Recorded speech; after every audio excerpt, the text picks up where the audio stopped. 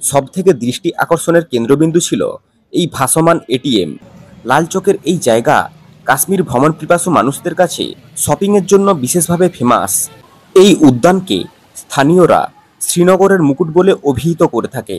নিশাতবাগ এক কথায় অপূর্ব সুন্দর, অসাধারণ। অষ্টম শতকে আদি শঙ্করাচার্য এখানে আসেন তপস্যার জন্য।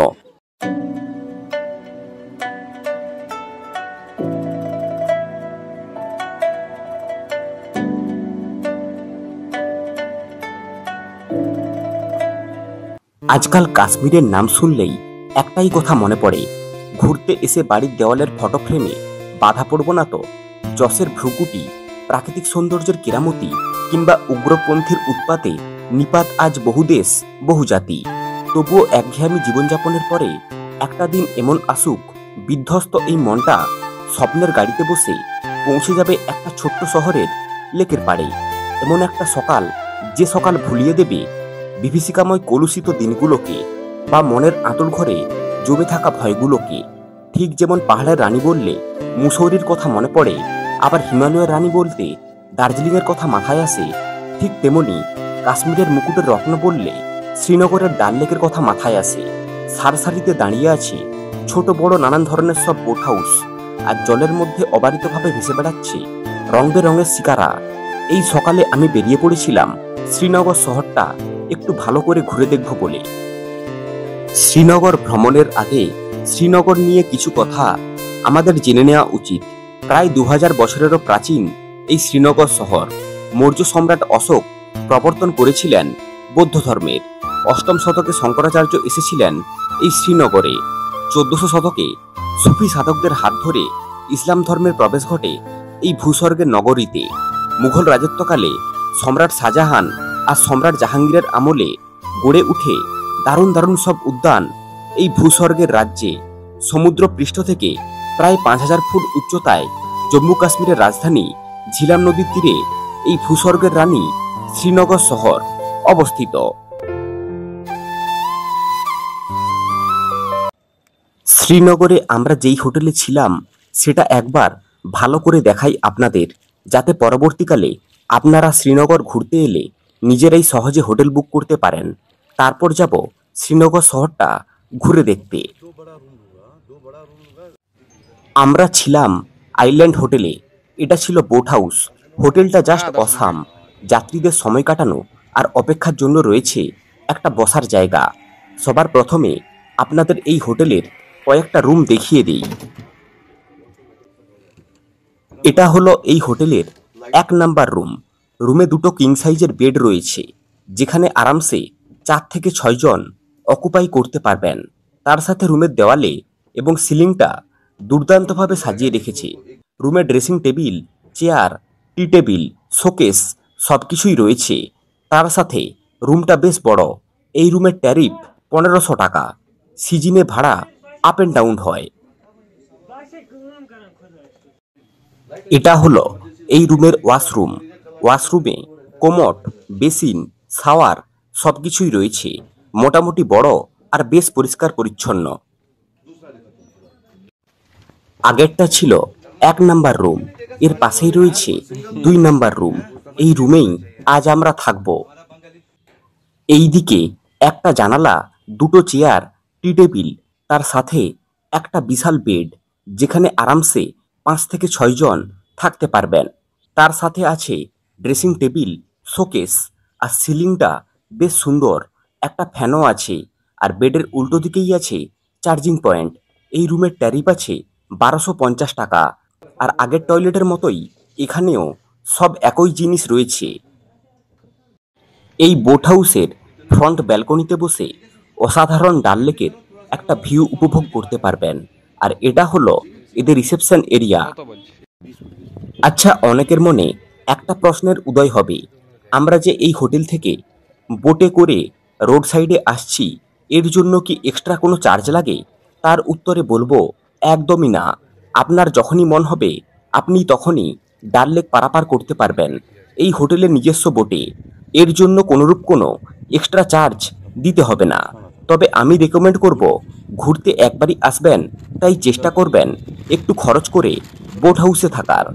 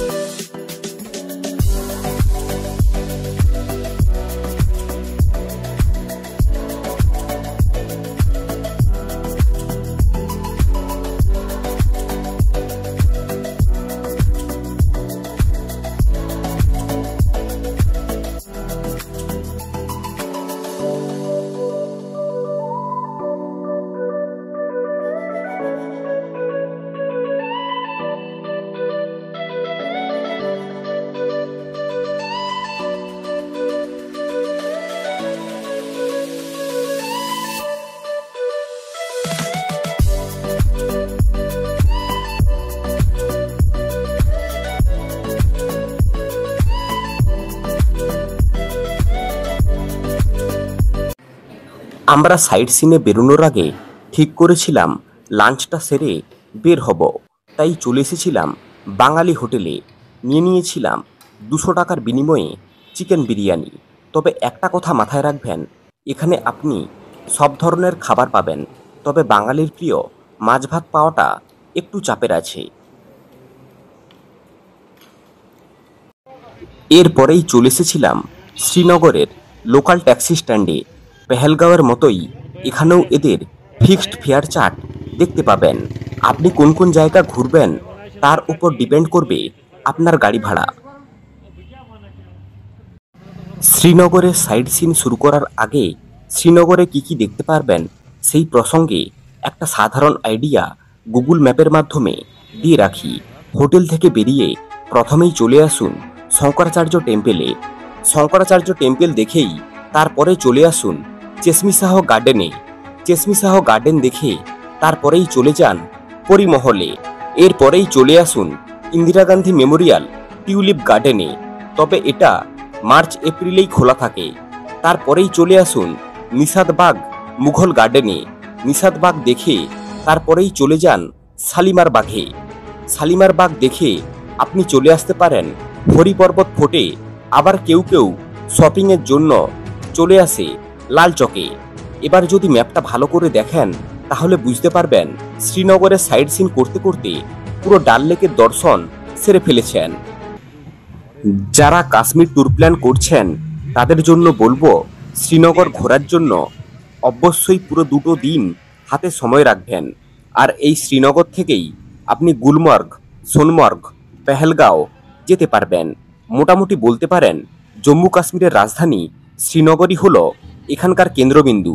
মোটামুটি এখান থেকে আপনি সব জায়গা ঘুরে দেখতে পারবেন। প্রথমেই আমরা চলেছি শঙ্করাচার্য মন্দিরে। এই শ্রীনগরের সাইট সিনের যে গাড়ি, এই গাড়ি আমাদের বুক করে দিয়েছিল আমাদেরই হোটেলের মালিক। আর আমরা নিয়েছিলাম 7 সিটারের আর্টিকা। পুরো সাইট সিন করতে আজকে আমাদের গাড়ি ভাড়া নেবে 2000 টাকা, তবে আমরা বার্গেট করে 1800 টাকায় রাজি করিয়েছি। এই গাড়ির নাম্বার এবং শ্রীনগরে আমি যেই হোটেলে রয়েছি সেই হোটেলের নাম্বার এবং লোকেশন আমি আমার ডেসক্রিপশন বক্সে দিয়ে রাখলাম। এখানেই আমাদের গাড়ি পার্কিংয়ে রেখে কিছুটা পথ হেঁটে যেতে হবে। এখান থেকেই হেঁটে চলেছি শঙ্করাচার্যের মন্দিরে। প্রায় 240টির মতো সিঁড়ি ভেঙে ওপরে উঠে দর্শন সারতে হবে। এই মন্দির খোলা থাকে সকাল 7টা থেকে সন্ধ্যা 8টা পর্যন্ত, তবে ফরেস্ট এরিয়া হওয়ার জন্য বিকেল 5টার পর এখানে গাড়ি ঢোকার পারমিট নেই। ডাল লেকের পাশে পাহাড়ের ওপরে প্রায় 1000 ফুট উচ্চতায় অবস্থিত এই শঙ্করাচার্যের মন্দিরটি কাশ্মীরের সবথেকে পুরানো মন্দির। শ্রীনগরের ডাল লেকের পাশে গোপাদ্রি পাহাড়ের ওপরে খ্রিস্টপূর্ব 371 সালে তৈরি হয়েছিল এই শিব মন্দির, যা স্থানীয়দের কাছে চেষ্টেশ্বরা টেম্পল নামেও বিশেষভাবে পরিচিত। পরবর্তীকালে অনেকবার পুনর্নির্মাণ করা হলেও বর্তমানে যে মন্দিরটি দাঁড়িয়ে আছে সেটা সম্ভবত সপ্তদশ থেকে অষ্টাদশ শতকের মাঝামাঝি সময়ে তৈরি করা হয়। 8ম শতকে আদি শঙ্করাচার্য এখানে আসেন তপস্যার জন্য। সেই থেকে এই মন্দিরের নাম রাখা হয় শঙ্করাচার্য মন্দির। শঙ্করাচার্যের তপস্যার জায়গাটি আজও সুরক্ষিত অবস্থায় রয়েছে মন্দিরের পাশেই। মন্দিরের বাইরে বসে সময় কাটানোর জন্য রয়েছে বসার জায়গা। মন্দিরে প্রবেশের পূর্বে জুতো রাখা এবং হাত পা ধোয়ার জন্যও রয়েছে জায়গা। মন্দির চত্বরে বেশ জমজমাট ভিড় রয়েছে, দারুণ একটা পরিবেশ। এই মন্দিরের করিডোর থেকেই সুন্দরভাবে এরিয়াল ভিউ দেখা যায় ডাল লেক সহ ঝিলাম নদী এবং শ্রীনগর শহরের। এই আদি শঙ্করাচার্য কর্তৃক প্রচারিত হয়েছিল হিন্দু ধর্মের অদ্বৈত ধারা এবং বৈষ্ণব হিন্দুদের পবিত্রতম 4 ধাম। 4টি ঐশ্বরিক তীর্থস্থানগুলির মধ্যে রয়েছে উত্তরে বদ্রীনাথের বদ্রীনাথ মন্দির, পূর্বে পুরীর জগন্নাথ মন্দির, পশ্চিমে দ্বারকার দ্বারকাধীশ মন্দির এবং দক্ষিণে রামেশ্বরমের রামনাথ স্বামী মন্দির। এই 4টি মন্দির ভারতের 4টি মূল বিন্দু বা 4 কোণে অবস্থিত। মন্দিরের ভেতরে একটা শিবলিঙ্গ দেখতে পাবেন। ভেতরে ইলেকট্রনিক গ্যাজেট অ্যালাও নেই। শঙ্করাচার্যের মন্দির থেকে অপূর্ব সুন্দর একটা ভিউ দেখতে পাবেন শ্রীনগর শহরের। শ্রীনগর ভ্রমণের সাইট সিন শুরু করলে শঙ্করাচার্যের মন্দিরকে দিয়েই শুরু করুন। মন্দিরের পাশে এই ঘরে বসেই আদি শঙ্করাচার্য তপস্যা করেছেন দীর্ঘদিন। আজও তার তপস্যার জায়গা সুরক্ষিত করে রাখা হয়েছে দর্শনার্থীদের দর্শনের জন্য।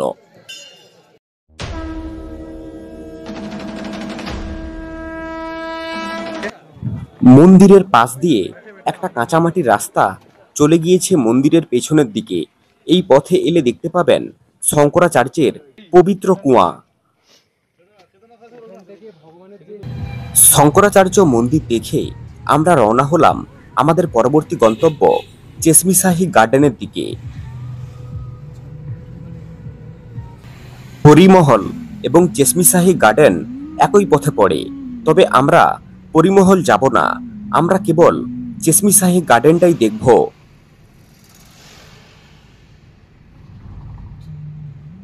তবে এই পথে আপনি যদি কার রিজার্ভ করে আসেন তবে সেক্ষেত্রে আপনি ডাইরেক্ট চলে যেতে পারবেন, আর যদি অটো রিজার্ভ করে আসেন তাহলে আপনাকে পেছনের চেকপোস্টে গাড়ি চেঞ্জ করে শেয়ার গাড়িতে করে আসতে হবে।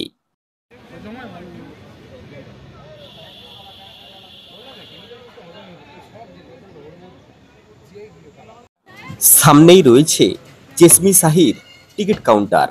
এখানকার প্রবেশ মূল্য বড়দের জন্য 30 টাকা পার হেড এবং ছোটদের জন্য 15 টাকা পার হেড। এই চেশমিশাহী উদ্যান 1632 সালে মুঘল সম্রাট শাহজাহানের নির্দেশে তৎসময়ের কাশ্মীরের গভর্নর জেনারেল আলী মর্দান খান দ্বারা তৈরি করিয়েছিলেন।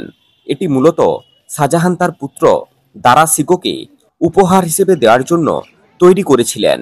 এটি স্থানীয়দের কাছে রাজকীয় ঝর্ণা নামেও বিশেষভাবে পরিচিত এবং এর প্রাকৃতিক সৌন্দর্য, সেপানযুক্ত নল এবং একটি প্রাকৃতিক ঝর্ণা বিশেষভাবে বিখ্যাত।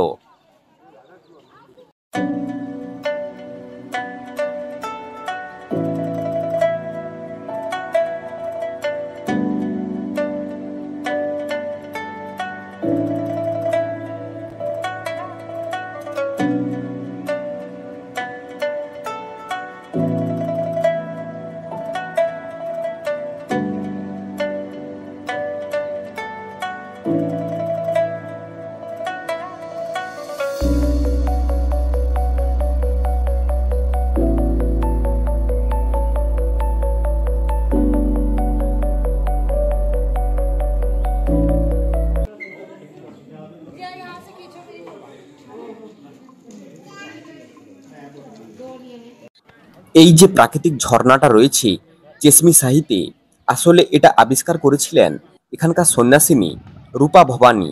তিনি এখানকার বিখ্যাত সন্ন্যাসিনী ছিলেন। উনার পারিবারিক নাম ছিল সাহিবী, সেই জন্য তারই নামানুসারে এই জায়গার পূর্ববর্তী নাম ছিল চেশমিশাহিবী। পরবর্তীতে কাল পরিবর্তনের সাথে সাথে এই জায়গার নাম পরিবর্তন হয়ে হয় চেশমিশাহী। উদ্যানটা বেশ অনেকটাই জায়গা জুড়ে রয়েছে।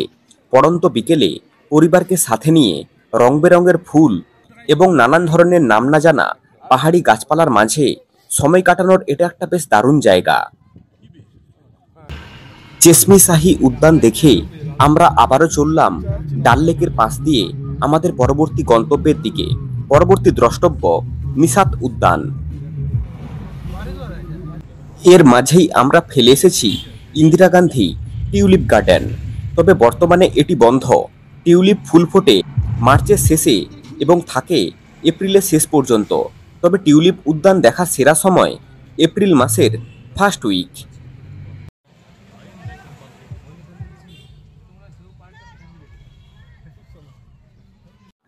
আমরা দাঁড়িয়ে আছি নিশাত উদ্যানের সামনে। ডান দিকে ডাল লেক আর বাম দিকে নিশাত উদ্যান। এই নিশাত উদ্যানে প্রবেশের জন্য প্রবেশ মূল্য রয়েছে বড়দের 30 টাকা মাথাপিছু এবং ছোটদের 15 টাকা মাথাপিছু। এটা যেহেতু জম্মু কাশ্মীরের ফ্লোরিকালচার ডিপার্টমেন্ট দেখাশোনা করছে, তাই এর ভেতরে বিভিন্ন ধরনের ফুলের সম্ভারই দেখতে পাবো। ডাল লেকের পূর্ব পাড়ে এই নিশাত উদ্যান তৈরি করেছিলেন সম্রাট জাহাঙ্গীরের স্ত্রী নূরজাহানের ভাই আসিফ খান। সম্ভবত 1633 খ্রিস্টাব্দে এই নিশাত উদ্যান ভ্রমণার্থীদের কাছে আনন্দের বাগান নামেও বিশেষভাবে পরিচিত। এটি কাশ্মীরি উপত্যকার দ্বিতীয় বৃহত্তম মুঘল বাগান, যা শালিমার উদ্যানের পরেই রয়েছে এর স্থান। ওখানে আমরা যাব এর পরেই।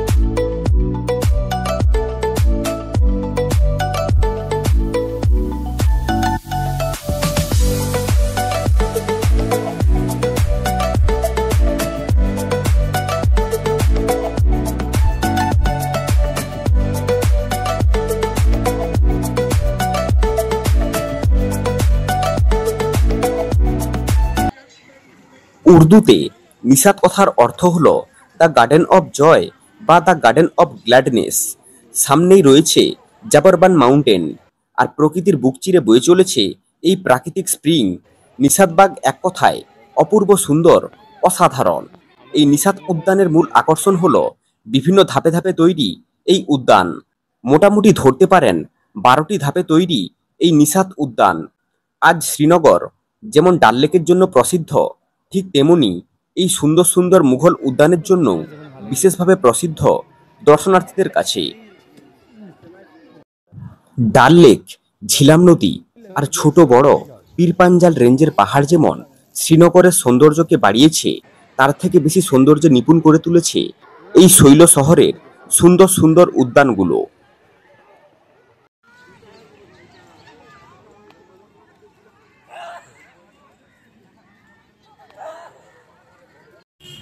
নিশাত উদ্যান দেখে আমরা রওনা হলাম আমাদের পরবর্তী গন্তব্য শালিমার উদ্যানের দিকে। শহরের গ্যাঞ্জাম এড়িয়ে যতই ভেতরের দিকে প্রবেশ করছি, ততই বাড়ছে সবুজের পরিমাণ।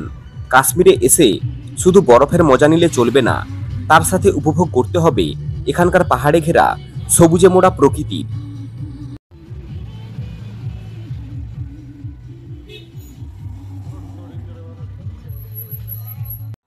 আমরা চলে এসেছি শালিমার উদ্যানে। সামনেই রয়েছে শালিমার উদ্যান। এই শালিমার উদ্যানে প্রবেশের জন্য প্রবেশ মূল্য রয়েছে বড়দের 30 টাকা এবং 12 বছরের নিচের বাচ্চাদের 15 টাকা মাথা পিছু।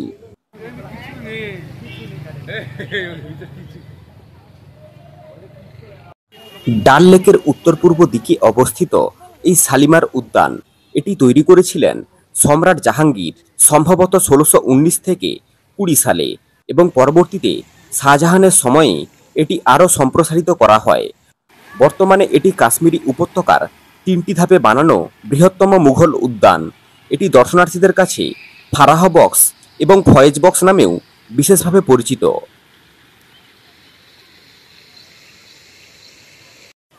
এই উদ্যানকে স্থানীয়রা শ্রীনগরের মুকুট বলে অভিহিত করে থাকে। মানে ভাবুন, কতটা সুন্দর না হলে এই রকম একটা সুন্দর নামকরণ পাওয়া যায় স্থানীয়দের থেকে। তবে এই উদ্যানটা মুঘল সাম্রাজ্যের বানানো সবচেয়ে পুরানো উদ্যানগুলির মধ্যে একটি। শালিমা শব্দটির সঠিক ব্যুৎপত্তিগত উৎপত্তি অজানা, তবে মনে করা হয় যে ফারাসি এবং আরবি ভাষার সংমিশ্রণ এটি। শালিমার অর্থাৎ শাহ আলী ইমারত, যার বাংলা অর্থ ভবনের কর্তা। 1619 সালে এই উদ্যানকে রাজকীয় উদ্যানে পরিণত করে সম্রাট জাহাঙ্গীর, এবং এর নাম দেওয়া হয় ফারাহ বক্স অর্থাৎ আনন্দদায়ক। 1630 সালে সম্রাট শাহজাহানের আদেশে তৎকালীন কাশ্মীরের গভর্নর জাফর খান এই উদ্যান সম্প্রসারিত করেন এবং এর নাম দেন ফয়েজ বক্স অর্থাৎ প্রচুর। এরপর থেকে এটি প্রদেশের শিখ গভর্নরদের একটি আনন্দদায়ক স্থান হয়ে ওঠে। মহারাজা রঞ্জিত সিং থেকে শুরু করে মহারাজা হরি সিংয়ের রাজত্বকাল পর্যন্ত এই উদ্যানের অনেক উন্নতিমূলক কার্যকলাপ সম্পন্ন হয় এবং সম্প্রসারিতও করা হয়, আর তার সাথে বিভিন্ন নামে নামকরণ করা হয়। তবে সেই সব নামের থেকে শালিমার উদ্যান নামটি আজও পর্যটকদের কাছে অব্যাহত। শোনা যায় মুঘল আমলে সম্রাট জাহাঙ্গীর এবং তার স্ত্রী নূরজাহান শৈল শহরের রাজ্য কাশ্মীরের প্রতি এতটাই আকৃষ্ট হয়ে পড়েছিলেন যে গ্রীষ্মকালে তারা দিল্লি থেকে তাদের দলবল নিয়ে কমপক্ষে ১৩ বার পীর পাঞ্জালে তুষারাবৃত গিরিপথ অতিক্রম করে শ্রীনগরের এই উদ্যানে আসতেন রাজকীয় আসর জমাতে।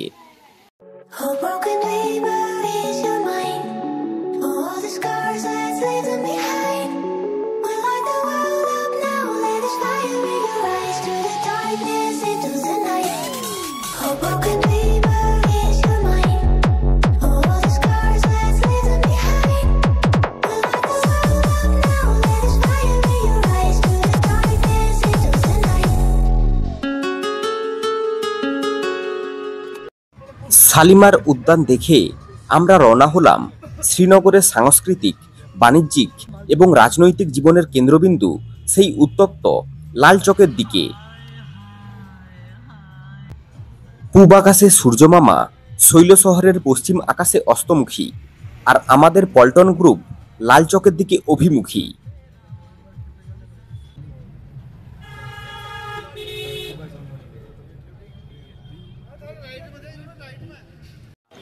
আগে শ্রীনগরের লালচকের নাম শুনলে ভ্রমণ পিপাসু মানুষের বুকে যেমন উত্তপ্তের প্রতিচ্ছবি ভেসে উঠত, এখন সেই লালচক ঠিক ততটাই অনুত্তপ্ত। লালচকের এই জায়গা কাশ্মীর ভ্রমণ পিপাসু মানুষদের কাছে শপিংয়ের জন্য বিশেষভাবে ফেমাস। এখানকার সব থেকে ফেমাস হলো এখানকার স্থানীয়দের হস্তশিল্প, তবে আজ এখানকার বেশিরভাগ দোকানই বন্ধ। লালচকের এই ওয়াচ টাওয়ারটি তৈরি করা হয় 1980 সালে বাজাজ ইলেকট্রিক্যালসের দ্বারা তৈরি করা হয়েছিল। বর্তমানে এটি জাতীয় গর্ব এবং শান্তির প্রতীক হিসেবে বিবেচিত হয়। 1947 সালে ভারত স্বাধীনতা পেলেও শ্রীনগরের লালচকে প্রথম ভারতীয় পতাকা উত্তোলন হয় 26শে জানুয়ারি 1992 সালে। দার্জিলিংয়ের ম্যাল বা গ্যাংটকের এমজি মার্কেটের মতো শ্রীনগরের লালচকও বেশ জমজমাট শপিং এবং ঘোরার জন্য। তবে বর্তমান সময়ে লালচক কাশ্মীর ভ্রমণ পিপাসু মানুষদের জন্য বেশ সেফ, তাই শ্রীনগর এলে নির্দ্বিধায় নির্ভয়ে এই জায়গাটা ঘুরে যাবেন। লালচক থেকে ডাল লেক পর্যন্ত টোটোতে ভাড়া নেয় 20 টাকা মাথা পিছু। লালচক থেকে ফিরে হোটেলে যাওয়ার পথে এক অনন্য চিত্র চোখে পড়ল। চারিদিকের বোট হাউসের রং বেরঙের আলোর প্রতিচ্ছবি পড়েছে ডাল লেকের স্বচ্ছ জলে। শৈল শহরের ডাল লেককে সাজিয়ে তুলেছে তার অনন্য ছন্দে। তারই মাঝে ঘোরাফেরা করছে বিভিন্ন রকমের সব ছোট বড় নৌকা। তবে এই সবের মাঝে সব থেকে দৃষ্টি আকর্ষণের কেন্দ্রবিন্দু ছিল এই ভাসমান এটিএম, যেটা ছিল আমাদের হোটেল আইল্যান্ডের একেবারে পাশেই। এতদিন স্থলভূমিতে এটিএম দেখেছেন, শ্রীনগর এসে ভাসমান এটিএম দেখতে পাবেন। তবে এই এটিএম বলুন বা বোট হাউস, এগুলো কিন্তু চারপাশে ঘোরাফেরা করে না, এগুলো ডাল লেকের একটা জায়গায় স্থিরভাবে দাঁড়িয়ে থাকে।